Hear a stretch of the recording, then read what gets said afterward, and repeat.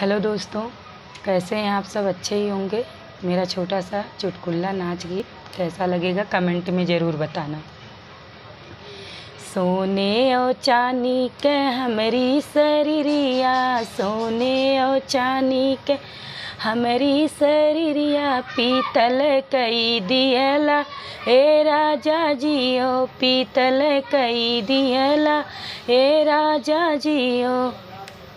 माई और बाबू के पालल शरीरिया, माई और बाबू के पालल शरीरिया, अपन कैलियला ये राजा जियो, अपन कैलियला ये राजा जियो, पीतल कई दियला ये राजा जियो।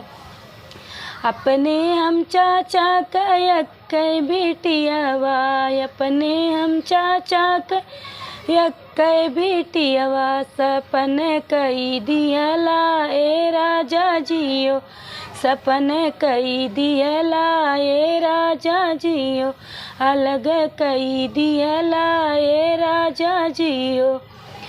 सोने और चांदी के हमरी शरीरिया, पीतल कई दियला ए राजा जियो।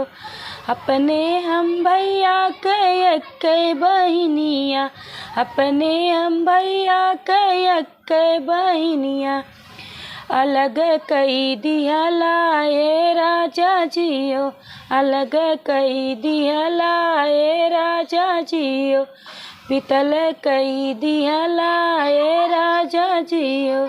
सोने और चांदी के हमरी शरीरिया, पीतल कई दियला ए राजा जियो, पीतल कई दियला ए राजा जियो।